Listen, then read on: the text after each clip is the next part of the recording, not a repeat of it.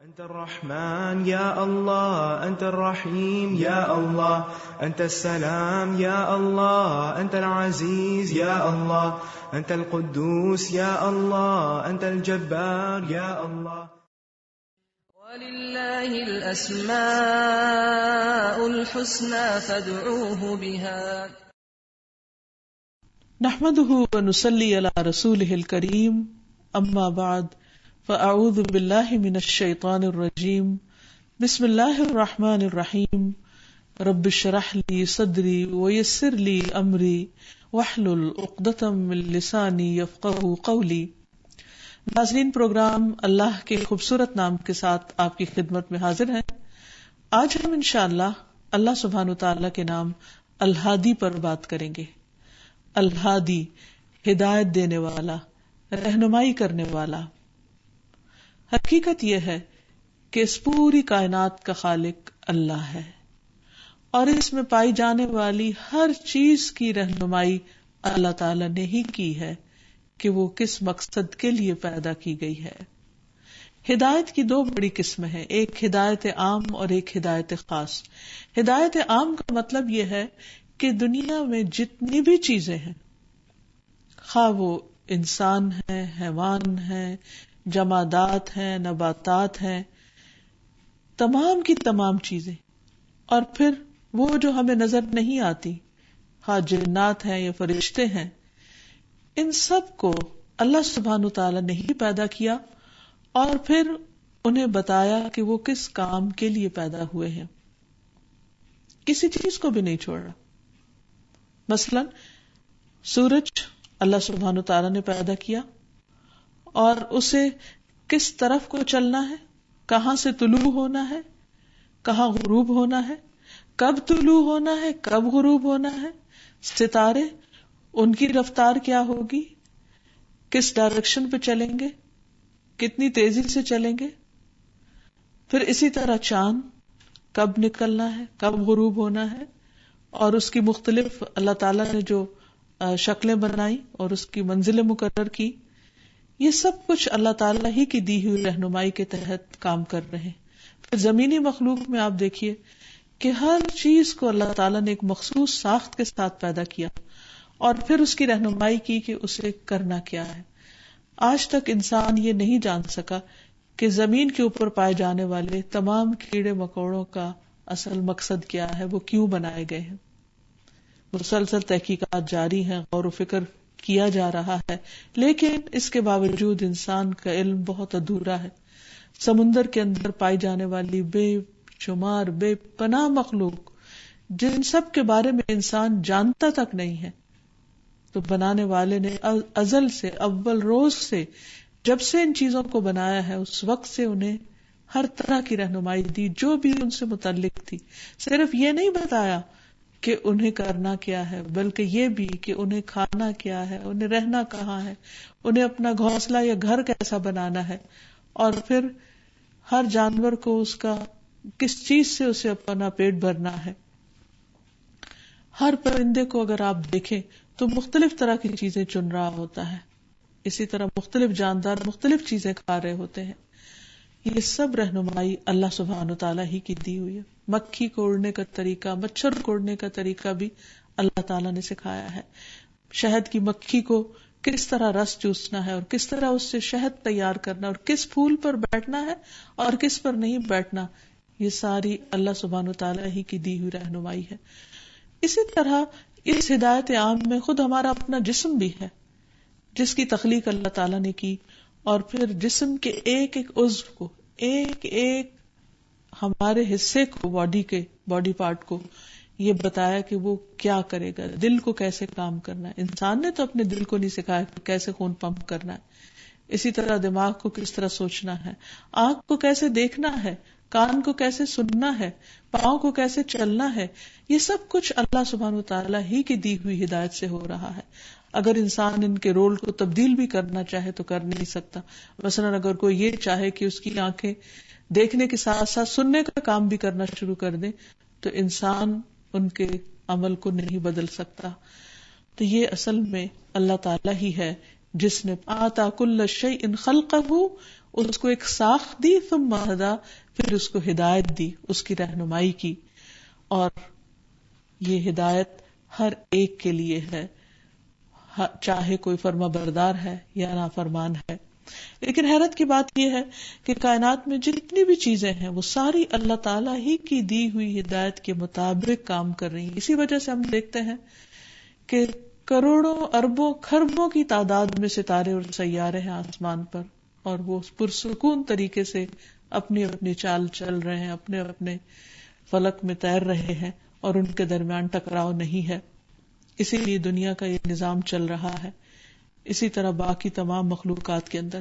پھر دوسری ہے ہدایت خاص جو اللہ تعالیٰ اپنے مومن بندوں کو دیتا ہے، کہ جس کے ساتھ وہ اپنی زندگی کا مقصد پورا کرتے ہیں، ہدایت کے راستوں پر چلتے ہیں، اللہ تعالیٰ کی پسند کے کام کرتے ہیں، اور اس میں ان کی عبادت کے مختلف طریقے بھی ان کو بتائے گئے ہیں، کہ جیسے نماز کیسے پڑھنی، روزہ کیسے رکھنا، حج اور زکوٰۃ کیسے دینا ہے. یہ تمام چیزیں اللہ تعالیٰ نے انسانوں کو، اپنے بندوں کو خاص طور پر سکھائی ہے. پھر یہ جو ہدایت ہے، ہدایت خاص، اس کے دو حصے ہیں. ایک ہے ہدایت توفیق، جس میں اللہ سبحانہ وتعالیٰ کسی بھی بندے کو سیدھے راستے پر آنے کی، صحیح کام کرنے کی توفیق عطا کر دیتا ہے، اس کو اس چیز کی طرف راغب کر دیتا ہے، اور یہ دنیا کی سب سے بڑی نعمت ہے. اور دوسری ہے ہدایت ارشاد، جس کو کہتے ہیں کہ تعلیمات جو دی ہمیں قرآن و سنت کی روشنی میں، جس کے لیے اس نے تمام انبیاء کو بھیجا اور لوگوں پر ہدایت کے راستے واضح کیے. تو آئیے ہم دیکھتے ہیں اس تمہید کے بعد کہ اللہ سبحانہ وتعالی جو الہادی ہے، جس نے ہدایت کا ذمہ خود لیا، وہ کس طرح ہمیں ہدایت دیتا ہے. تو اس سلسلے میں سب سے پہلی بات تو یہ ہے کہ اللہ تعالیٰ ہی مطلقاً ہدایت دیتا ہے، یعنی باقی جتنے بھی لوگ ہدایت دینے والے ہیں وہ دراصل اسباب ہیں، ذرائع ہیں. مثلا اللہ تعالیٰ نے انسان کو ہدایت خاص کے لیے جب چنا تو ان کے لیے پیغمبر بھیجے، اور پیغمبروں کے پاس کتابیں بھیجی، پھر ان کی عملی زندگی کو لوگوں کے لیے ایک نمونہ بنایا. تو یہ اللہ سبحانہ وتعالیٰ ہی کا کام ہے، اور اسی نے یہ اسباب پیدا کیے ہیں.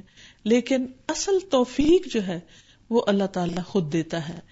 اسی لیے اللہ تعالیٰ فرماتے ہیں قرآن مجید میں، لیس علیک ھداھم ولکن اللہ یہدی من یشاء، لوگوں کو راہ راست پر لانا آپ کی ذمہ داری نہیں، یہ اللہ ہی جسے چاہتا ہے ہدایت دیتا ہے، جس کو وہ چاہتا ہے سیدھا راستہ دکھاتا ہے.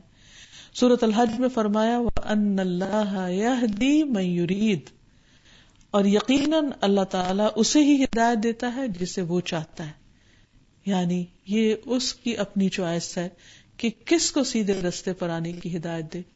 اب ہو سکتا ہے کہ بعض لوگوں کے ذہن میں یہ سوال پیدا ہو کہ پھر تو انسان کا کوئی قصور ہی نہیں ہے، کہ اگر کوئی بھٹکتا ہے یا غلط کام کرتا ہے تو پھر انسان کی ذمہ داری نہیں ہے. نہیں، ایسا نہیں. اللہ تعالی کا یہ فیصلہ کہ کس کو ہدایت دینی ہے اور کس کو نہیں، سراسر عدل کا فیصلہ ہے، انصاف کا فیصلہ ہے. قرآن مجید سے ہمیں یہ بھی پتہ چلتا ہے کہ وہ ہدایت کیوں نہیں دیتا. مثلا ایک آیت سے سورۃ الجاثیہ کی، جس میں ہمیں یہ بات واضح ہو کر پتہ چلتی ہے کہ اللہ سبحانہ وتعالی کب ہدایت نہیں دیتا. فرمایا افرأیت من اتخذ الہہ ہواہ واضلہ اللہ علی علم وختم علی سمعہ وقلبہ وجعل علی بصرہ غشاوہ فمن یہدیہ من بعد اللہ افلا تذکرون. پھر کیا تو نے اس شخص کو دیکھا جس نے اپنا معبود اپنی خواہش کو بنا لیا اور اللہ نے اسے علم کے باوجود گمراہ کر دیا، اور اس کے کان اور اس کے دل پر مہر لگا دی اور اس کی آنکھ پر پردہ ڈال دیا، پھر اللہ کے بعد اسے کون ہدایت دے؟ تو کیا تم نصیحت حاصل نہیں کرتے؟ تو اس سے یہ پتہ چلتا ہے کہ جو شخص ہدایت لینا نہیں چاہتا، اللہ تعالی کی بات ماننا نہیں چاہتا، اس کے برعکس، اس کے بالمقابل وہ اپنے نفس کی خواہشات کا اسیر ہے، اپنے دل کی مرضی کے مطابق زندگی بسر کرنا چاہتا ہے، اپنے دل کو اس نے الہ بنا رکھا، اپنے نفس کو اس نے خدا بنا رکھا ہے، تو ایسے شخص کو اللہ تعالیٰ علم کے باوجود بھی عمل کی توفیق نہیں دیتا، ہدایت نہیں دیتا، کیونکہ ایسا شخص بڑے سے بڑا اسکالر ہو سکتا ہے، بڑے سے بڑا عالم ہو سکتا ہے، لیکن وہ علم اس کے عمل میں ریفلیکٹ نہیں کرتا، نہیں جھلکتا، کیونکہ اس نے علم عمل کے لیے حاصل نہیں کیا، اس نے علم حاصل کیا دنیا میں عالم کہلانے کے لیے. تو پھر اللہ سبحانہ و تعالی دلوں کے حال ہم سے زیادہ جانتا ہے، تو اس کا فیصلہ سراسر عدل پر مبنی ہوتا ہے کہ وہ جس سے چاہے ہدایت دے اور جس سے چاہے ہدایت نہ دے. اسی طرح ایک اور حدیث میں بھی آتا ہے، رسول اللہ صلی اللہ علیہ وسلم نے فرمایا، میں تو صرف پیغامات پہنچانے والا ہوں، اصل میں ہدایت اللہ تعالیٰ دیتا ہے. اسی لیے قرآن مجید میں یہ آیت بھی نازل ہوئی کہ انک لا تہدی من احببت ولکن اللہ یہدی من یشاء، بے شک آپ اس کو ہدایت نہیں دے سکتے جس سے آپ محبت رکھتے ہیں، بلکہ اللہ تعالیٰ ہی جسے چاہتا ہے ہدایت دیتا ہے. اسی لیے ہم دیکھتے ہیں کہ بعض اوقات والدین اپنی اولاد کی ہدایت کے لیے تڑپتے ہیں، روتے ہیں اور چاہتے ہیں کہ وہ سیدھے رستے پر آ جائے اور اپنے آپ کو ہلاکت میں ڈالنے سے بچا لیں، لیکن بعض اوقات بہت ساری کوششوں کے باوجود ایسا ممکن نہیں ہوتا. جیسے نوح علیہ السلام کے بیٹے کی مثال قرآن مجید میں دی گئی کہ انہوں نے اپنے بیٹے کو ہر طرح سے سمجھایا، آخری وقت تک، یعنی جب تک عذاب آنے کو تھا وہ اسے سمجھاتے رہے کہ بیٹا تم ہمارے ساتھ کشتی میں سوار ہو جاؤ، لیکن بیٹے نے کہا کہ میں پہاڑ پر پناہ لے لوں گا اور میں ساتھ نہیں جاؤں گا. تو انہوں نے بتایا کہ نہیں، آج اللہ کے عذاب سے کوئی چیز نہیں بچا سکتی. آخر دم تک اب بھی وہ بات کر ہی رہے تھے کہ اتنے میں ایک پانی کا ریلا آیا اور بیٹے کو بہا کر لے گیا. تو حقیقت یہی ہے کہ انسان خواہ کسی چیز کی ہدایت کے لیے کتنا ہی بے چین کیوں نہ ہو، جب تک وہ شخص خود ہدایت نہ لینا چاہے، جب تک وہ شخص خود اپنی چوائس سے اس طرف نہ آنا چاہے، تو اللہ سبحانہ و تعالی اتنی بڑی نعمت کو، کیونکہ اس دنیا میں سب سے بڑی نعمت سیدھے راستے کی ہدایت ہے، تو کسی کو بھی زبردستی نہیں دیتا، اس کے اوپر جبر نہیں کرتا. پھر اللہ تعالیٰ فرماتے ہیں کہ یہدی من یشاء الی صراط مستقیم، جسے چاہتا ہے سیدھے راستے کی ہدایت دیتا ہے. لیکن ہمیں کیا تلقین کی گئی کہ ہم ہر نماز کی ہر رکعت میں اللہ سبحانہ و تعالیٰ سے ہدایت مانگتے رہیں. اسی لیے کوئی نماز ہوتی نہیں جب تک اس میں سورۃ الفاتحہ نہ پڑھی جائے، اور سورۃ الفاتحہ کا جو مرکزی نقطہ ہے اللہ کی عبادت کا وعدہ کرتے ہوئے اللہ سے ہدایت کی دعا کا، وہ ہے اہدنا الصراط المستقیم، کہ اللہ تو ہمیں سیدھا راستہ دکھا. کیونکہ جب تک اللہ تعالیٰ توفیق نہ دے اور جب تک اللہ تعالیٰ ہمیں ہدایت نہ دے تو ہم سیدھے راستے پر نہیں جا سکتے، خواہ کوئی ہمارے لیے کتنا بھی کیوں نہ چاہتا ہو. پھر اسی طرح ایک اور جگہ پر آتا ہے کہ حق کی طرف ہدایت دینے والا بھی اللہ ہے. سورۃ یونس میں فرمایا، قل هل من شرکائکم من یہدی الی الحق قل اللہ یہدی للحق افمن یہدی الی الحق احق ان یتبع ام من لا یہدی الا ان یہدی فما لکم کیف تحکمون. آپ ان سے پوچھئے، تمہارے شریکوں میں کوئی ایسا بھی ہے جو حق کی طرف رہنمائی کر سکے؟ یعنی اللہ کے علاوہ کوئی اور ایسا ہے جو حق کی راہ دکھائے؟ آپ کہیے اللہ ہی حق کی طرف رہنمائی کرتا ہے. بھلا وہ جو حق کی طرف رہنمائی کرے وہ اتباع کا زیادہ حقدار ہے، یعنی اس کو فالو کیا جائے، یا وہ جو خود بھی راہ نہیں پا سکتا، یعنی اسے خود بھی نہیں پتا کہ وہ کدھر کو جا رہا ہے، اللہ یہ کہ اسے راہ بتائی جائے، یعنی وہ خود ہدایت کا محتاج ہے. پھر تمہیں کیا ہو گیا ہے، تم کیسے فیصلے کرتے ہو؟ یعنی اصل بات یہ ہے کہ انسان تو خود ہدایت کے محتاج ہے، اور اللہ کے علاوہ جتنی باقی مخلوق میں سے جو بھی کوئی چیز اللہ نے بنائی وہ سب ہدایت کے محتاج ہے. تو جو خود محتاج ہو وہ دوسرے کو کیسے ہدایت دے سکتا ہے؟ پھر اسی طرح یہ ہے کہ انسان اگر اللہ تعالی کی طرف رجوع کرتا ہے اور محنت کرتا ہے اور کوشش کرتا ہے تو اللہ سبحانہ وتعالیٰ اس کی اس کوشش کا قدردان ہوتا ہے. اسی لیے اللہ تعالیٰ فرماتے ہیں کہ والذین جاہدوا فینا لنہدینہم سبلنا وہ لوگ جو ہمارے راستے میں جدوجہد کریں گے، سخت محنت کریں گے، یعنی ہدایت کے لیے کوشش بھی کریں گے، تو ہم ضرور انہیں اپنے رستوں کی ہدایت دیں گے. تو کوشش شرط ہے، یعنی انسان کو اپنا انٹرسٹ شو کرنا چاہیے. اگر کوئی شخص مثلا صحت کا طالب ہی نہیں تو ڈاکٹر کے پاس زبردستی اس کو لے بھی جائے، وہ دوا لکھ بھی دے، دوا خرید بھی لی جائے، لیکن اگر کوئی شخص دوا کھاتا ہی نہیں تو اس کو صحت کیسے ہو سکتی ہے؟ تو کسی بھی چیز کے لیے ایک معمولی کھانا ہی کھانا ہو تو اس کے لیے بھی انسان کی ایفرٹ ضروری ہے. مثلا اگر کوئی پکا کر بھی آپ کے سامنے لا کر رکھ دے، لیکن جب تک آپ منہ کھولیں گے نہیں اور منہ میں لقمہ ڈالیں گے نہیں اور پھر چبائیں گے نہیں اور چبا کر اس کو آگے نگلیں گے نہیں تو آپ کے جسم کا حصہ وہ نہیں بن سکتا، آپ کی بھوک نہیں مٹ سکتی. اسی طرح اگر آپ کے آس پاس سارے لوگ ہدایت یافتہ ہوں، بہت کچھ جاننے والے ہوں، لیکن آپ کی اپنی طلب نہ ہو، جیسے کسی کی بھوک نہیں ہوتی تو اچھے سے اچھے کھانے اس کے لیے اپنے اندر کوئی اٹریکشن نہیں رکھتے، تو اسی طرح جس کو ہدایت کی طلب نہ ہو اور وہ اس کے لیے کوشش نہ کرے اور وہ اس کے لیے اللہ کی طرف پلٹے نہ، تو اس کے لیے بھی ہدایت کی طرف آنا مشکل ہے.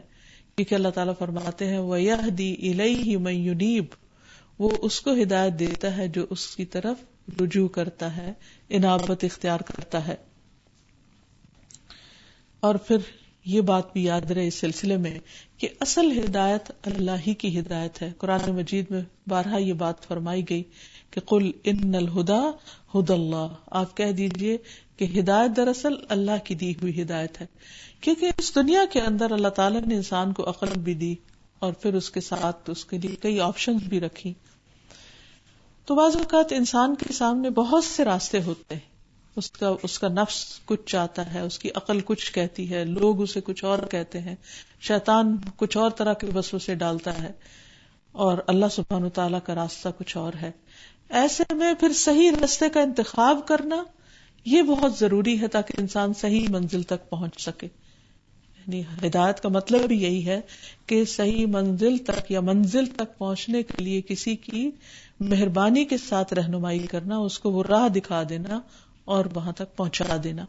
تو اللہ سبحانہ وتعالیٰ نے جو راہ ہمیں اپنے پیغمبروں کے ذریعے دکھائی، ہمیں اس راہ کا انتخاب کرنا ہے اگر ہم واقعی ہدایت چاہتے ہیں. اللہ تعالیٰ تو ہادی ہے، وہ تو دینے کو تیار ہے، لیکن ہم کیا چاہتے ہیں اور اس میں سے ان ساری آپشنز میں سے کیا واقعی ہم اس چیز کو ہدایت سمجھتے ہیں جو اللہ کی طرف سے آئی ہے، یا اپنی خواہش نفس کو ہدایت سمجھتے ہیں، یا لوگوں کی باتوں یا عقل یا لاجک کو ہدایت سمجھتے ہیں کہ اس کے ذریعے کوئی بات ہمیں بتائی جائے. تو اس لیے ہمیں ہدایت کا جو معیار ہے اور جس کو اصل میں ہدایت کہا جائے گا اس کا جاننا بھی بے حد ضروری ہے.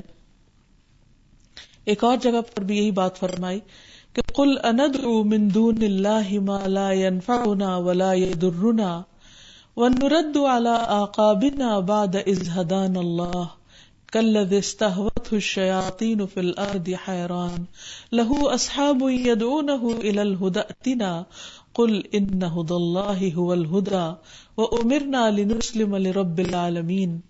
کہہ دیجئے کیا ہم اللہ کے سوا اس کو پکارے جو نہ ہمیں نفع دے اور نہ ہمیں نقصان دے؟ یعنی کیا ہم ان کو پکارے جن سے ہمیں کوئی فائدہ نقصان نہیں، اور ہم اپنی ایڑیوں پر پھیر دیے جائیں گے اس کے بعد کہ اللہ نے ہمیں ہدایت دی؟ یعنی اگر اللہ کو چھوڑ کر ہم کسی اور کا راستہ اختیار کریں گے تو بھٹک جائیں گے، اس شخص کی طرح جسے شیطانوں نے زمین میں بہکا دیا، اس حال میں کہ حیران ہے کہ اس کو کوئی پتہ نہیں چل رہا کہ وہ کدھر کو جا رہا ہے، کنفیوزڈ ہے. اسی کے کچھ ساتھی ہیں جو اسے سیدھے راستے کی طرف بلا رہے ہیں کہ ہمارے پاس چلا. کہہ دو اصل ہدایت تو اللہ کی ہدایت ہے، اور ہمیں حکم دیا گیا ہے کہ ہم جہانوں کے رب کے فرما بردار بن جائیں. یعنی انسان کا اپنے آپ کو ہدایت پر سمجھ لینا کافی نہیں. ہر انسان یہ سمجھتا ہے کہ جو کچھ وہ کر رہا ہے وہ ٹھیک ہے. بعض اوقات چور اور ڈاکو بھی اپنے غلط کام کو جسٹیفائی کر رہے ہوتے ہیں. ایک قاتل بھی بعض اوقات یہ کہتے کہ میں نے اگر کسی کو قتل کیا ہے تو اس کی یہ اور یہ وجہ ہے، اور اس کے نزدیک وہ وجہ درست ہوتی ہے، حالانکہ حقیقت میں وجہ درست نہیں ہوتی، لیکن وہ اپنے خیال میں یا اپنے زوم میں اس کو درست سمجھ رہا ہوتا ہے. اسی طرح بعض لوگ نماز نہیں پڑھتے اور وہ اپنے آپ کو بالکل جسٹیفائی کرتے ہیں اور درست سمجھتے ہیں. وہ کہتے ہیں ہاں ہم نے دیکھا ہے نماز پڑھنے والے کیا کرتے. ٹھیک ہے، جو نماز پڑھنے والے غلط کام کرتے ہیں وہ غلط کرتے ہیں، لیکن وہ ان کا ایکشن ہے، اس میں نماز کا تو قصور نہیں، کیونکہ جو حقیقی نماز ہے وہ تو انسان کو برائیوں سے روکتی ہے. تو اگر کسی کی نماز اس سے برائی سے نہیں روک رہی تو ہو سکتا ہے اس کی نماز پڑھنے میں ہی کوئی خلل ہو، اس کا طریقہ درست نہ ہو یا نیت درست نہ ہو یا کوئی اور وجہ ہو، تو اللہ ہی بہتر جانتا ہے. تو کہنے کا مطلب یہ ہے کہ دنیا میں ہر شخص اپنے آپ کو درست سمجھتا ہے کہ آئی ایم رائٹ. بعض اوقات وہ زبان سے اظہار کرتا ہے اور بعض اوقات نہیں کرتا. تو یہ جو سیلف رائٹیسنس کا احساس ہوتا ہے انسان کو، یہ احساس نہیں ہونا چاہیے. ہمیشہ انسان کو اپنے آپ کو پرکھتے رہنا چاہیے کہ کیا میں وہ کام اسی طرح کر رہا ہوں جس طرح اللہ تعالیٰ نے کرنے کا حکم دیا، کیونکہ ہدایت کا معیار تو وہاں سے دے دیا گیا. ہدایت کا معیار ہمارے اندر نہیں رکھ دیا گیا کہ ہم فیصلہ کریں گے کیا صحیح ہے اور کیا غلط ہے، یا لوگ فیصلہ کریں گے. پوری دنیا کے لوگ بھی اگر کسی ایک بات پر متفق ہو جائیں کہ یہ ٹھیک ہے، لیکن اس کے مقابلے میں اللہ سبحانہ وتعالیٰ کی بات دوسری طرف، وہ دراصل ٹھیک ہے، چاہے وہ ایک بات ہو. ایک اکیلا اللہ ہدایت دینے کے لیے کافی ہے. تو اس لیے ہمیشہ یہ یاد رہے کہ ہدایت دراصل اللہ ہی کی دی ہوئی ہدایت ہے، اور درست راستہ وہی ہے جس سے اللہ سبحانہ وتعالیٰ درست قرار دے. اگر کسی اور راستے کو انسان درست سمجھ کر اس پر چل رہا ہے تو وہ اسے صحیح منزل تک پہنچانے والا نہیں ہے. اسی لیے قرآن مجید کی طرف رجوع کرنا اور اللہ تعالیٰ سے یہ پوچھنا کہ مجھے کیا کرنا چاہیے، یہ نہایت ضروری ہے. اسی طرح ایک حدیث سے بھی ہمیں یہ پتہ چلتا ہے کہ اللہ تعالیٰ واضح طور پر فرماتے ہیں کہ میں ہی ہدایت دیتا ہوں. حدیث قدسی کے الفاظ ہیں، یا عبادی کلکم ضال الا من ہدیتہ فاستہدونی اہدکم. اے میرے بندو تم سب گمراہ ہو سوائے اس کے جسے میں ہدایت دوں، بس تم مجھے سے ہدایت مانگو میں تمہیں ہدایت دوں گا. اور پھر باقی جو بھی ہدایت دینے والا ہے وہ دراصل اللہ سبحانہ وتعالیٰ کی طرف سے ایک ذریعہ ہے. جیسے کہ انبیاء، خود انبیاء کو بھی ہدایت اللہ سبحانہ وتعالیٰ نے ہی دی. جیسے ابراہیم علیہ السلام، وہ خود کہتے ہیں الذی خلقنی فہو یہدینی، کہ وہ جس نے مجھے پیدا کیا پھر وہی مجھے راستہ دکھاتا ہے. اپنی قوم سے جب وہ بیزار ہوئے تو اللہ کی طرف رجوع کیا، کہا وقال انی ذاہب الی ربی سیہدینی، کہ بے شک میں اپنے رب کی طرف جانے والا ہوں، اس کی طرف رجوع کرنے والا ہوں، وہ مجھے ضرور راستہ دکھائے گا. ایک اور جگہ پر کہا الا الذی فطرنی فانہ سیہدینی، مگر وہ جس نے مجھے پیدا کیا عنقریب وہی مجھے راہ دکھائے گا. یعنی اصل ہدایت اس کے پاس ہے. اسی طرح موسیٰ علیہ السلام وہ بھی یہی سمجھتے تھے کہ اللہ تعالیٰ ہی ہدایت دینے والا ہے. کہا فرمایا قال کلا ان معی ربی سیہدینی، ہرگز نہیں، بے شک میرا رب میرے ساتھ ہے، ان قریب وہ مجھے ہدایت دے گا، وہ میری رہنمائی کرے گا کہ مجھے کیا کرنا چاہیے. اور تمام پیغمبروں نے یہی سمجھا کہ ہدایت دینے کے لیے اللہ کافی ہے. وَكَفَى بِرَبِّكَ هَادِيًا وَنَصِيرًا، اور آپ کا پروردگار رہنمائی کرنے اور مدد دینے کو کافی ہے، کیونکہ وہی دلوں میں ڈالتا ہے، وہی اسباب فراہم کرتا ہے، صرف اس کی طرف رجوع کرنے کی ضرورت ہے. اسی نے رسولوں کو بھیجا تاکہ لوگوں کو ہدایت کے راستہ دکھائے. نبی صلی اللہ علیہ وسلم کی آمد کے مقاصد میں سے بتایا گیا هو الذی ارسل رسولہ بالہدی ودین الحق لیظہرہ علی الدین کلہ ولو کرہ المشرکون، وہی ہے جس نے اپنے رسول کو ہدایت اور دین حق کے ساتھ بھیجا تاکہ اسے تمام دینوں پر غالب کر دے اگرچہ مشرک لوگ ناپسند کریں. یعنی اللہ تعالیٰ نے نبی صلی اللہ علیہ وسلم کو دین کامل کے ساتھ بھیجا، دین ہدایت کے ساتھ بھیجا، تاکہ وہ لوگوں کو حق اور باطل کا فرق اچھی طرح سمجھا دے. اور نہ صرف یہ کہ نبی صلی اللہ علیہ وسلم کو بھیجا گیا بلکہ ہر قوم کے پاس ہدایت دینے والے بھیجے گئے. جیسے قرآن مجید میں آتا ہے وَلِكُلِّ قَوْمٍ ہاد، کہ ہر قوم کا کوئی نہ کوئی ہادی ہے. اللہ نے ہمیشہ ان کے لیے اسباب پیدا کیے اور ہدایت دینے والے ان کے پاس بھیجے.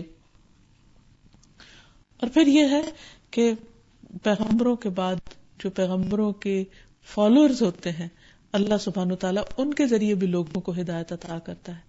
حضرت علی رضی اللہ تعالیٰ عنہ کو نبی صلی اللہ علیہ وسلم نے جب خیبر کے لیے بھیجا اور جھنڈا آپ کے ہاتھ میں دیا تو آپ نے فرمایا کہ اے علی، تمہارے ذریعے ایک شخص کا ہدایت پا جانا سرخ قیمتی اونٹوں سے زیادہ بہتر ہے.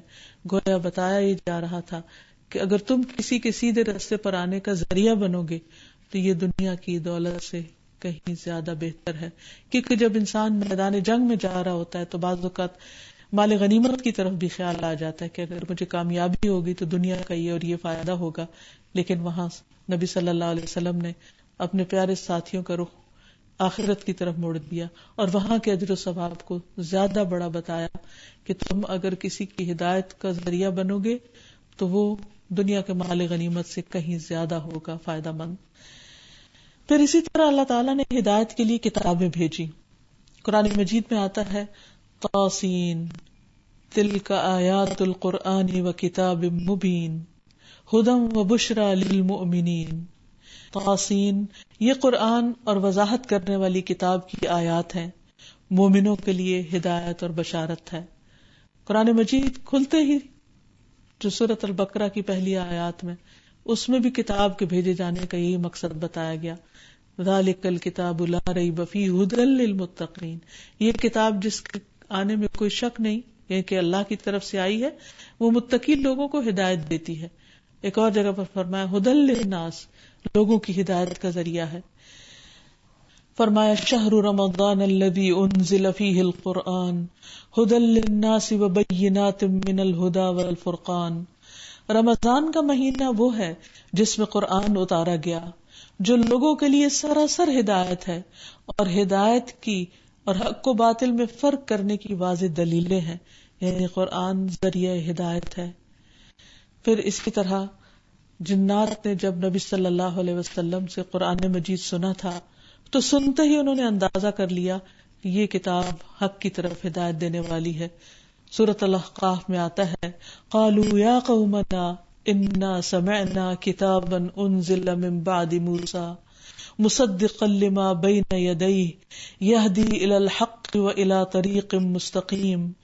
کہنے لگے اے ہماری قوم، ہم نے ایسی کتاب سنی ہے جو موسیٰ کے بعد نازل ہوئی ہے، وہ اپنے سے پہلے کتابوں کی تصدیق کرتی ہے، حق کی طرف اور سیدھی راہ کی طرف رہنمائی کرتی ہے. تو گویا قرآن مجید ہدایت کا سرچشمہ ہے. رسول اللہ صلی اللہ علیہ وسلم نے فرمایا آگاہ رہو اے لوگو، میں ایک انسان ہی ہوں، قریب ہے کہ میرے رب کا بھیجا ہوا میرے پاس آئے تو میں اسے قبول کر لوں، اور میں تم میں دو بھاری چیزیں چھوڑ کر جا رہا ہوں. ان میں سے پہلی اللہ کی کتاب ہے جس میں ہدایت اور نور ہے، تو تم اللہ کی اس کتاب کو پکڑے رکھو اور اس کے ساتھ مضبوطی سے جڑے رہو. اور آپ نے اللہ کی کتاب پر بہت زور دیا اور اس کی خوب رغبت دلائی، یعنی لوگوں کو شوق دلایا کہ وہ اللہ کی کتاب کے ذریعے ہدایت حاصل کریں. پھر اسی طرح اللہ کا گھر خانہ کعبہ وہ بھی لوگوں کی ہدایت کا ذریعہ ہے، اور عام طور پر دیکھنے آیا ہے کہ جو لوگ حج یا عمرے کے لیے جاتے ہیں ان کے دل کی دنیا بدل جاتی ہے. فرمایا ان اول بیت وضع للناس للذی ببکہ للذی ببکہ مبارکا وہدی للعالمین. بلا شبہ سب سے پہلا گھر جو لوگوں کے لیے تعمیر کیا گیا وہ وہی ہے جو مکہ میں واقع ہے. اس گھر کو برکت دی گئی، تمام جہانوں والوں کے لیے اور تمام جہان والوں کے لیے مرکز ہدایت بنایا گیا. تو یہ ایک حقیقت ہے کہ اللہ سبحانہ وتعالی اپنے بندوں کو ہدایت دیتا ہے، لیکن کن کو؟ جو ہدایت چاہتے ہوں. اس کے لیے اسباب تو موجود ہیں، اللہ کا گھر موجود ہے، انسان وہاں جا کر دعائیں کر سکتا ہے، اللہ کی کتاب موجود ہے، دن رات اس کو پڑھ کر ہدایت لے سکتا ہے، ہدایت دینے والے لوگ موجود ہیں، انبیاء کی سیرتیں موجود ہیں، نبی صلی اللہ علیہ وسلم کی سنت محفوظ ہے. تو جو ہدایت لینا چاہے اس کے لیے وسائل کی کمی نہیں، صرف ضرورت ہے کوشش کی، محنت کی. کیونکہ اللہ تعالیٰ ان لوگوں کو ہدایت دیتا ہے جو ایمان لاتے ہیں، جو اللہ تعالیٰ پر یقین رکھتے ہیں اور ہدایت لینا چاہتے ہیں. اور پھر اللہ تعالیٰ صرف ہدایت نہیں دیتے بلکہ ان کو ہدایت میں ترقی بھی دیتے چلے جاتے ہیں. یعنی ہدایت کا پروسیس ایسا نہیں کہ ایک دفعہ راستہ مل گیا اور بس وہیں رک گئے، نہیں، اس میں انسان پھر ایک ایک سٹیپ کر کے اوپر بڑھتا چلا جاتا ہے. اللہ تعالیٰ فرماتے ہیں والذین اہتدوا زادہم ھدی وآتاہم تقواہم، جن لوگوں نے ہدایت پائی ہے اللہ ان کو اور زیادہ ہدایت دیتا ہے، یعنی ان کو ہدایت میں بڑھاتا چلا جاتا ہے کیونکہ انہیں ہدایت سے محبت ہے، اور ان کو ان کا تقوی بھی عطا کرتا ہے. یعنی صرف ہدایت نہیں ملتی بلکہ تقوی بھی ملتا ہے. ایک اور جگہ پر فرمایا وَيَزِيدُ اللَّهُ الَّذِينَ اهْتَدَوْا هُدًى، اور اللہ ان لوگوں کو جنہوں نے ہدایت پائی ہدایت میں زیادہ کر دیتا ہے. پھر اسی طرح اللہ تعالیٰ ان لوگوں کو جو اس کی طرف رجوع کرتے ہیں ان کو ہدایت دیتا ہے، لیکن کن کو ہدایت نہیں دیتا؟ جو رب کا انکار کر دے، جس نے ان کے لیے ہدایت کا انتظام کیا، جو ایمان نہ لائیں، جو سیدھے رستے پر نہ چلیں، اور جو اس کی نشانیاں دیکھ کر بھی نہ مانے. جیسے ابراہیم علیہ السلام اور نمرود کے درمیان جو مکالمہ ہوا تو نمرود نے ساری نشانیاں دیکھ لی لیکن بالآخر انکار کر دیا. سورۃ البقرہ میں آتا ہے کیا تو نے اس شخص کو نہیں دیکھا جس نے ابراہیم سے اس کے رب کے بارے میں جھگڑا کیا؟ اس لیے کہ اللہ نے اسے حکومت دی تھی. جب ابراہیم نے کہا کہ میرا رب وہ ہے جو زندگی بخشتا اور موت دیتا ہے، اس نے کہا میں زندگی بخشتا ہوں اور موت دیتا ہوں. ابراہیم نے کہا پھر اللہ تو سورج کو مشرق سے لاتا ہے، پس تو اسے مغرب سے لے آ. تو وہ جس نے کفر کیا تھا حیرت میں پڑ گیا، حیرت زدہ رہ گیا، اور اللہ ظالم لوگوں کو ہدایت نہیں دیتا. یعنی اسے بات سمجھ آ گئی تھی لیکن ضد اور تکبر نے اس کو روک دیا، اور لاجواب ہونے کے باوجود بھی اس نے بات نہیں مانی. اسی طرح جو کفر کرے یعنی انکار کر دے، ہدایت نہ لینا چاہے، اس کو بھی ہدایت نہیں ملتی. فرمایا واللہ لا یہدی القوم الکافرین، اللہ کافر قوم کو ہدایت نہیں دیتا. پھر اسی طرح جو شخص ایمان لا کر پھر کفر اختیار کرے اور اس کو ایک کھیل بنا لے، اللہ تعالیٰ اس کو بھی ہدایت نہیں دیتا. فرمایا کیف یہدی اللہ قوما کفروا بعد ایمانہم وشہدوا ان الرسول حق وجاءہم البینات واللہ لا یہدی القوم الظالمین. اللہ ان لوگوں کو کیسے ہدایت دے گا جنہوں نے اپنے ایمان کے بعد کفر کیا، اس کے بعد کہ انہوں نے شہادت دی کہ یقیناً یہ رسول سچا ہے اور ان کے پاس واضح دلیلیں آ چکی، اور اللہ ظالم لوگوں کو ہدایت نہیں دیتا. پھر اسی طرح وہ لوگ جو ہدایت کی کتاب رکھنے کے باوجود اس کی طرف رجوع نہیں کرتے، ان کو بھی ہدایت نہیں دیتا، جیسے بنی اسرائیل کے ساتھ ہوا. فرمایا مثل الذین حملوا التوراۃ ثم لم يحملوها كمثل الحمار يحمل اسفارا، کہ ان لوگوں کی مثال جنہیں تورات کا حامل بنایا گیا، یعنی انہیں کتاب دی گئی، تختیوں پر لکھ کر دی گئی، پھر انہوں نے یہ بوجھ نہ اٹھایا، یعنی اس کو پڑھ کے نہ دیا، سمجھ کے نہ دیا، اس میں غور و فکر نہیں کیا. ان کی مثال اس گدھے کی سی ہے جو کتابیں اٹھائے ہوئے ہو. اور اس سے بھی بری مثال ان لوگوں کی ہے جنہوں نے اللہ کی آیات کو جھٹلا دیا، اور اللہ ظالم لوگوں کو ہدایت نہیں دیتا. اسی طرح جو ٹیڑھا ہو جائے اور ہدایت لینا نہ چاہے، اکڑے بگڑے، اللہ تعالیٰ اس کو بھی ہدایت نہیں دیتا. فرمایا فلما زاغوا ازاغ اللہ قلوبہم واللہ لا یہدی القوم الفاسقین. پھر جب انہوں نے کجروی اختیار کی تو اللہ تعالیٰ نے ان کے دل ٹیڑھے کر دیے، اور ٹیڑھے دلوں میں ہدایت کہاں سے آئے، اور اللہ نافرمان لوگوں کو ہدایت نہیں دیتا. اسی طرح جو لوگ اندھا بن کے رہنا چاہیں، روشنی پسند ہی نہ کرے، اندھیروں میں ہی جینا چاہے، اللہ تعالیٰ ان کو بھی ہدایت نہیں دیتا. قوم سمود کے بارے میں فرمایا وَأَمَّا ثَمُودُ فَهَدَيْنَاهُمْ فَاسْتَحَبُّوا الْعَمَى عَلَى الْهُدَى. سمود کو ہم نے ہدایت دی تھی لیکن انہوں نے اندھا رہنے کو، گمراہی کو پسند کیا ہدایت کے مقابلے میں. ان کی چوائس ہی نہیں تھی ہدایت، انہوں نے گمراہی کو چوز کیا تو اللہ نے ان کو اسی طرف ڈال دیا. پھر اسی طرح اللہ تعالیٰ حد سے بڑھنے والے جھوٹے انسان کو بھی ہدایت نہیں دیتا. ان اللہ لا یہدی من هو مسرف کذاب. پھر ناشکرے انسان کو ہدایت نہیں دیتا. ان اللہ لا یہدی من هو کاذب کفار. بے شک اللہ اس کو ہدایت نہیں دیتا جو جھوٹا ہو، سخت ناشکرا ہو.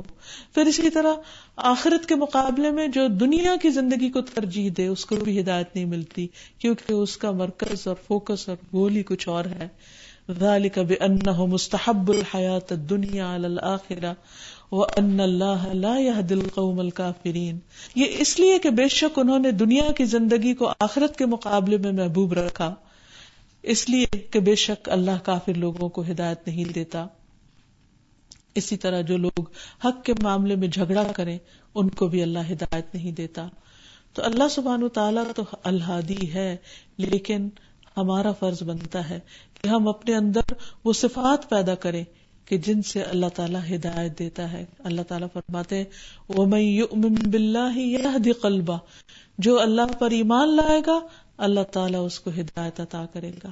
پھر اسی طرح ایمان کی تکمیل والے کام کرنا ضروری ہے تاکہ اللہ تعالیٰ ہدایت دیتا رہے. مثلا اللہ تعالیٰ کی وحی پر یقین رکھنا، اللہ تعالیٰ نے جن چیزوں پر ایمان لانے کو کہا ہے ان چیزوں پر ایمان لانا، پھر اللہ اور اس کے رسول صلی اللہ علیہ وسلم سے ہر چیز سے بڑھ کر محبت کرنا. نبی صلی اللہ علیہ وسلم نے فرمایا تم میں سے کوئی اس وقت تک مومن نہیں ہو سکتا جب تک اس سے اللہ اور اس کے رسول دوسروں سے سب سے زیادہ محبوب نہ ہو، یہاں تک کہ آگ میں پھینکا جانا اسے زیادہ پسند ہو اس سے کہ وہ کفر میں لوٹ کر جائے، اس کے بعد کہ جب اللہ نے اس کو اس سے نجات دے دی. پھر اسی طرح ایک اور روایت میں آتا ہے نبی صلی اللہ علیہ وسلم نے فرمایا تم میں سے کوئی شخص اس وقت تک مومن نہیں ہو سکتا جب تک میں اس کو اس کے والد اور اس کی اولاد اور تمام انسانوں سے زیادہ محبوب نہ ہو جاؤں.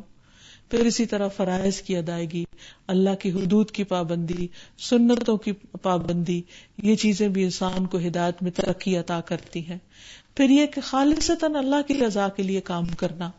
رسول اللہ صلی اللہ علیہ وسلم نے فرمایا جو اللہ کی رضا کے لیے کچھ دے، اللہ کی رضا کے لیے روکے، اللہ کے لیے محبت کرے، اللہ کے لیے نفرت کرے، اللہ کی رضا کے لیے نکاح کرے، اس نے اپنا ایمان مکمل کر لیا. پھر اسی طرح اللہ تعالیٰ کی خاطر ایک دوسرے سے محبت کرنا، یہ بھی ایمان کی تکمیل کرنے والی چیز ہے جس کا صلہ آخرت میں بہت بڑا ہے. پھر عمدہ اخلاق اپنانا. رسول اللہ صلی اللہ علیہ وسلم نے فرمایا تمام مومنوں میں سب سے زیادہ کامل ایمان والے وہ ہیں جن کے اخلاق اچھے ہوں، یعنی اللہ تعالیٰ کے ہاں پسندیدہ اور محبوب لوگ وہ ہیں جو اچھے اخلاق والے ہیں. پھر لوگوں کے لیے وہی پسند کرنا جو اپنے لیے پسند کرتے ہیں، اس سے ایمان کی تکمیل ہوتی ہے. پھر پڑوسی کی عزت کرنا، اسے دکھ تکلیف نہ دینا، مہمان کی عزت کرنا اور دوسروں کے ساتھ بھلائی کا سلوک کرنا. اور اس کے برعکس ان کاموں سے بچنے کی ضرورت ہے جو دلوں کو ٹیڑھا کرنے والے ہیں، جو انسان کو ہدایت کی طرف سے ہدایت سے دور لے جانے والے ہیں، اور اس میں ایمان کے بعد کفر اختیار کرنا. پھر اللہ سے زیادہ دوسرے لوگوں کا خوف ہونا، یہ چیز بھی انسان کو ہدایت سے دور کر دیتی، کیونکہ انسان جس سے ڈرتا ہے پھر اسی کے راستے پر چل پڑتا ہے، اس کو راضی کرنے کی کوشش کرتا ہے. پھر اسی طرح فرائض سے غفلت برتنے سے بھی انسانوں کے دلوں پر سیاہ نقطہ لگ جاتا ہے اور ہدایت کے راستے مفقود ہوتے چلے جاتے ہیں، جیسے فرض نماز چھوڑ دینا یا جمعہ چھوڑ دینا. عبداللہ بن عمر بیان کرتے ہیں کہ انہوں نے رسول اللہ صلی اللہ علیہ وسلم کو ممبر کی سیڑھیوں پر فرماتے ہوئے سنا لوگ جمعہ کی نماز چھوڑنے سے باز آ جائیں ورنہ اللہ تعالیٰ ان کے دلوں پر مہر لگا دے گا، پھر وہ غافلوں میں سے ہو جائیں گے. اسی طرح بلا عذر نماز چھوڑ دینا، اس سے بھی انسان سستی کی وجہ سے جب چھوڑ دیتا ہے تو اس کے دل پر مہر لگ جاتی، پھر نماز پڑھنے کی خواہش نہیں رہتی. پھر اسی طرح نیکی کے کاموں میں سستی، پیچھے رہنا، اور پھر قرآن میں غور و فکر نہ کرنا، علم سے دوری اور علم کی مجلسوں سے کوئی دلچسپی کا نہ ہونا. پھر آیات سے نصیحت حاصل نہ کرنا، یعنی قرآن تو پڑھنا لیکن صرف ایک رٹے ہوئے انداز میں پڑھتے چلے جانا اور کچھ بھی غور و فکر نہ کرنا، تدبر نہ کرنا، اس سے کوئی نصیحت نہ لینا. پھر اسی طرح گناہ کرنا، کیونکہ گناہ جو ہے اللہ کی نافرمانی کے جو بھی کوئی کام ہے وہ سب انسان کے دل کو مردہ کر دیتے ہیں، اور جب انسان کا دل مردہ ہو جاتا ہے تو پھر اس کے اندر نیکی کی رغبت نہیں رہتی، صحیح راستے پر چلنا اس کو بہت ہی مشکل لگتا ہے. پھر کئی گناہ ایسے ہوتے ہیں کہ جن کی وجہ سے انسان کا دل ٹیڑھا ہو جاتا ہے، اور جب دل ٹیڑھا ہو جاتا ہے تو ہدایت کی بات اس میں نہیں آتی. پھر دنیا کی محبت اور موت سے نفرت، یہ بھی انسان کو حق اور ہدایت سے دور لے جاتا ہے۔ رسول اللہ صلی اللہ علیہ وسلم نے فرمایا، قریب ہے کہ تم پر دنیا کی اقوام چڑھ آئیں گی جیسے کھانے والوں کو کھانے کے پیالے پر دعوت دی جاتی ہے۔ کسی نے عرض کیا، یا رسول اللہ صلی اللہ علیہ وسلم، کیا ہم اس وقت بہت کم ہوں گے؟ فرمایا کہ نہیں، بلکہ تم اس وقت بہت کثرت سے ہوگے، لیکن تم سیلاب کے اوپر چھائے ہوئے خس و خاشاک کی طرح ہوگے، تنکوں کی طرح، اور اللہ تعالیٰ تمہارے دشمن کے سینوں سے تمہارا روب نکال دے گا، اور اللہ تعالیٰ تمہارے قلوب میں وہن ڈال دے گا۔ کسی نے کہا، یا رسول اللہ، وہن کیا چیز ہے؟ فرمایا، دنیا کی محبت اور موت کی ناپسندیدگی۔ تو جب دنیا کی محبت زیادہ ہو جائے اور آخرت کی فکر نہ ہو تو ایسی صورت میں انسان ہدایت سے بہت دور ہو جاتا ہے، دل سخت ہو جاتے ہیں۔ جھوٹ بولنے کی وجہ سے بھی انسان کے اندر نفاق پیدا ہو جاتا ہے، اور جب نفاق پیدا ہو جاتا ہے تو پھر ہدایت کی بات اچھی نہیں لگتی۔ تو اس ساری بات کا خلاصہ یہ ہے کہ ہدایت اللہ کے ہاتھ میں ہے، جسے چاہتا ہے عطا کرتا ہے، لیکن اللہ تعالیٰ ان لوگوں کے لیے چاہتا ہے کہ جو ہدایت کو پسند کریں۔ ہدایت اللہ تعالیٰ کی سب سے بڑی نعمت ہے، اور یہ انہیں کو دیتا ہے جو اس نعمت کے قدردان ہو۔ تو اللہ تعالیٰ سے ہمیں دعا بھی کرنی چاہیے اور کوشش بھی کرنی چاہیے، اور دعا میں خاص طور پر جب نماز کے اندر ہم اہدنا الصراط المستقیم کہیں تو پوری توجہ اور شوق کے ساتھ کہیں، کیونکہ ایک نماز سے دوسری نماز کے بیچ میں کئی ایسی چیزیں پیش آ جاتی ہیں کہ انسان کنفیوژن کا شکار ہو جاتا ہے کہ صحیح کیا ہے اور غلط کیا ہے، مجھے کیا کرنا چاہیے اور کیا نہیں کرنا چاہیے۔ اسی طرح وتر کی نماز میں جو دعا سکھائی گئی، اللہم اہدنی فیمن ہدیت، اس کو بھی پڑھنا چاہیے۔ پھر اسی طرح دل کے ٹیڑھا ہونے سے بچنے کی دعا کرنی چاہیے جو قرآن مجید میں سکھائی گئی ہے، ربنا لا تزغ قلوبنا بعد اذ ہدیتنا وہب لنا من لدنک رحمہ انک انت الوہاب۔ اے ہمارے رب، ہمارے دل ٹیڑھے نہ کر اس کے بعد کہ تو نے ہمیں ہدایت دی، اور ہمیں اپنے پاس سے رحمت عطا فرما، بے شک تو ہی بے حد عطا کرنے والا ہے۔ پھر اسی طرح ہدایت کے ملنے پر شکر گزار ہونا، کہ اللہ تعالیٰ کا شکر ہے کہ وہ ہمیں اپنی راہ پر چلا رہا ہے، اس پر شرمندہ نہ ہونا۔ پھر ایک اور دعا ہے، اللہم انی اسألک الہدی والتقی والعفاف والغنی، اے اللہ میں تجھ سے ہدایت، تقوی، پاک دامنی اور غنا مانگتا ہوں۔ اسی طرح حضرت علی رضی اللہ تعالیٰ عنہ سے روایت ہے کہ رسول اللہ صلی اللہ علیہ وسلم نے مجھے فرمایا کہ یہ دعا مانگا کرو، اللہم اہدنی وسددنی، اے اللہ مجھے ہدایت عطا فرما اور سیدھا رکھ۔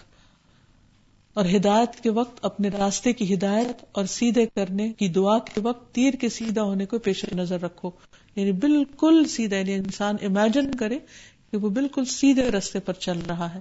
اور پھر اللہ تعالیٰ سے ہدایت پر ثابت قدمی کی دعا کہ یا مقلب القلوب ثبت قلبی علی دینک۔ اسی طرح دوسروں کی ہدایت کی دعا کرنا، جیسے نبی صلی اللہ علیہ وسلم نے حضرت ابو ہریرہ کی والدہ کے لیے ہدایت کی دعا کی۔ جابر رضی اللہ عنہ سے مروی ہے کہ نبی صلی اللہ علیہ وسلم نے قبیلہ ثقیف کے لیے دعا فرمائی، اللہم اہد ثقیفہ، اے اللہ قبیلہ ثقیف کو ہدایت عطا فرما۔ اسی طرح نبی صلی اللہ علیہ وسلم نے معاویہ رضی اللہ عنہ کے بارے میں فرمایا، اللہم اجعلہ ہادیا مہدیا واہدہ واہد بہ، اے اللہ اس کو ہادی اور ہدایت یافتہ بنا دے اور اس کو ہدایت دے اور اس کے ذریعے دوسروں کی رہنمائی فرما۔ تو اللہ تعالیٰ سے دعا ہے کہ وہ ہمیں اپنی ہدایت سے محروم نہ رکھے اور ہمیں اس راہ پر ثابت قدمی عطا فرمائے۔ وآخر دعوانا ان الحمد للہ رب العالمین۔ أنت القاهر يا الله، أنت الحسيب يا الله، أنت الشافي يا الله، أنت المبين يا الله، أنت الوكيل يا الله، أنت القيوم يا الله، أنت المتين يا الله، أنت السبوح يا الله، لا إله إلا الله محمد رسول الله، لا إله إلا الله محمد رسول الله۔